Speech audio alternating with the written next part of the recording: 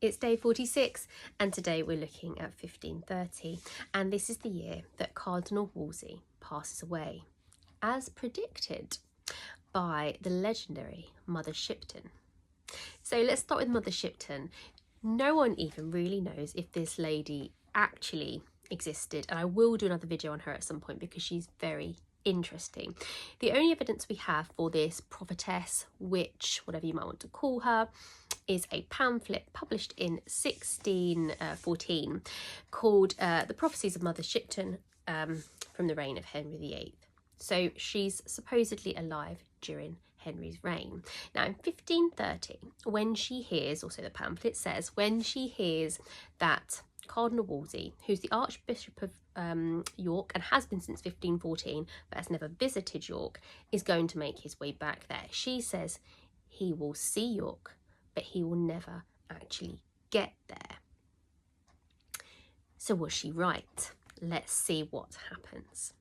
The Cardinal Wolsey is not allowed at court at the start of 1530. He has to be 7 miles away. He's staying quite nearby in Richmond. His plan is to get up to York, but he's taking his time of it. He's staying in a house nearby. And in February of that year, Henry's sending him furniture and things like that, so everything doesn't seem too bad. He still very much thinks that if there's a chance, he can get back into favour and back into a position of power. In March, he's told by Norfolk through Cromwell to just head off to York now. He says he has no money and makes a bit of a fuss about it, but eventually by April, he's on his way. So it takes him a long time to get to York. He visits various different places along the way, but by the October, he's made it to Carewood Castle, which is a few miles south of York. So he's not quite at York yet. He's nearby. Now, supposedly, when he is in Carewood Castle, he can see York from there. So bear that in mind. He's seen York. While he is at Carewood Castle, things start to develop in the court. Number one, they get a report on the 23rd of October from Rome saying, Henry, you need to dismiss Anne straight away. People are quite cross about this. Wolsey gets the blame for it. And then what happens is at the end of October, start of November, it's suggested that he has been negotiating with foreign powers, talking with ambassadors such as Eustace Chapuis to try and find a way to get back to power. This is kind of the final straw. So he's not just been negotiating with the papacy, that he has supposedly been negotiating with countries such as France, which obviously historically are not great with England. Whether this is true or not remains to be seen. However, that's the final straw for Henry. And on the 4th of November, the Earl of Northumberland arrives at Carewood Castle unannounced, literally just after dinner, takes Wolsey to one side and says, you're arrested for high treason. So he then has to be taken back to London, essentially, to go to the Tower. Apparently it's a very tearful farewell from his household. He has to give up all of his properties, all of his possessions. He's allowed 5 of his servants to take with him. Cavendish reports that 3,000 people turn out to kind of wish him goodbye and to be, you know, very upset about his passing. We can possibly take that as an exaggeration, but let's assume that a fair few turn up to see Wolsey off. So he starts to travel on the 6th of November.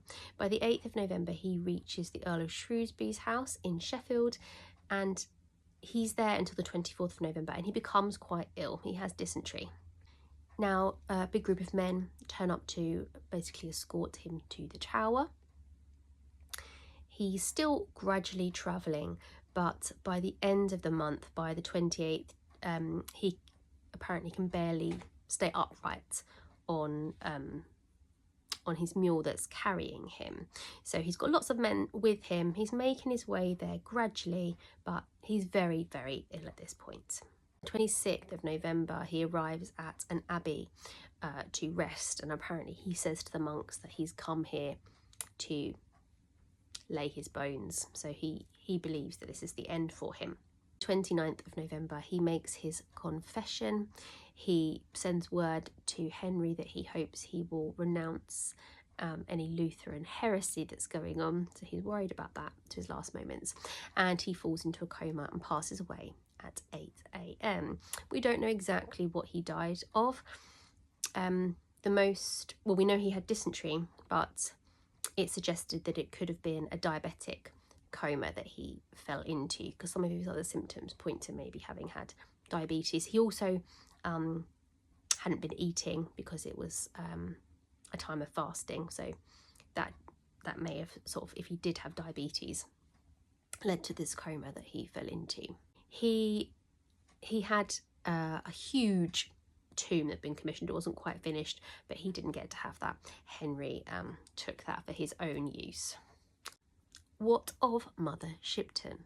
Well, she was right. He did see York. He saw it from the tower of Cawood Castle, but he never actually reached there. So in that respect, she was right. And apparently he'd claimed that when he actually got to York, he would have her burnt as a witch, but that never happened. Her prophecies go on to predict things such as the Great Fire of London. Also interesting to note, because this is my area, the year before, the almanac maker, Jasper Layet, had predicted the fall of a bishop. So maybe relating to Wolsey. Wolsey probably would have been aware of that prediction, and that may have increased his concern. So 1530, we've lost Cardinal Wolsey. Who's going to step into his shoes? Who's going to sort out Henry's great matter now? I will see you tomorrow, 1531, where we will see how things are going with Anne and Catherine and Henry. See you then.